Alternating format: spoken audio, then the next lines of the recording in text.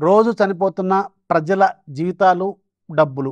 ఈ రెండిట్లో ఏది చూజ్ చేసుకోమంటే నేనైతే ప్రజల జీవితాలనే చూజ్ చేసుకుంటాను. ఫైనల్‌గా ఒక మంచి గుడ్ న్యూస్.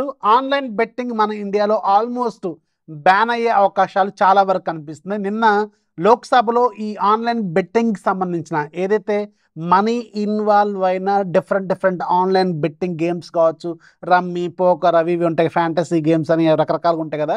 వీటి మీద ఒక బిల్ అనేది ఇంపార్టెంట్ బిల్ అనేది పాస్ అయిపోయింది.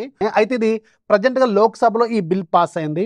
రాజ్యసభలో కూడా ఈ బిల్ పాస్ అయితే ఆల్మోస్ట్ మన ఇండియాలో బెట్టింగ్‌కిగా కంప్లీట్‌గా చెక్ పెట్టినట్టే. మీకు ఓ విషయం తెలుసా? మన ఇండియాలో ఆన్‌లైన్ బెట్టింగ్ నెట్ వర్త్ ఎంతో తెలుసా?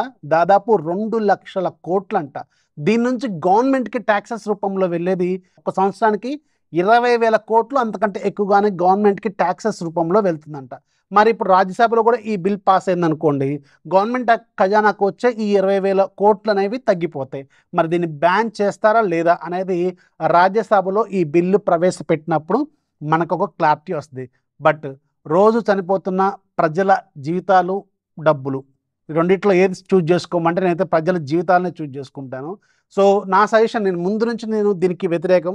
ఇప్పుడు కాదు 2018, 19 నుంచి ఎప్పుడైతే నాకు మెయిల్స్ రావడం స్టార్ట్ అయినాయో ఈ ఛానల్ పెట్టిన దగ్గర నుంచి బెట్టింగ్ వీళ్ళని ఎప్పుడు మేము సజెస్ట్ చేయను. ఎందుకంటే మా దాంట్లో అది ఉండదు.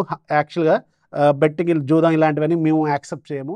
సో, దానివల్లే కాదు అసలు నేను యాక్చువల్‌గా ఒక లెక్చరర్‌ని కాబట్టి నా స్టూడెంట్స్ ఇలా ఖరాబ్ అయిపోతే నేను యాక్చువల్‌గా దాన్ని యాక్సెప్ట్ కూడా చేయలేను. అండ్ మీకు విషయం తెలుసా? ఒకవేళ ఆన్‌లైన్ బెట్టింగ్ చేస్తే ఇది బిల్ పాస్ అయిన తర్వాత 3 ఏళ్ల వరకు జైలు శిక్షతో పాటు ₹1,00,00,000 వరకు జరిమానా కూడా పడే అవకాశం అయితే ఉంటుందా. ఇదైతే చాలా మంచి గుడ్ మూవ్ అని చెప్పాలి. నేనైతే దీన్ని పూర్తి స్థాయిలో మద్దతు తెలుపుతాను. సో, మీరేమనుకుంటున్నారు కింద కామెంట్‌లో ఖచ్చితంగా రాయండి. ఇన్ఫర్మేషన్ నచ్చితే లైక్ చేయండి, ఫాలో చేయడం మాత్రం మర్చిపోవద్దు.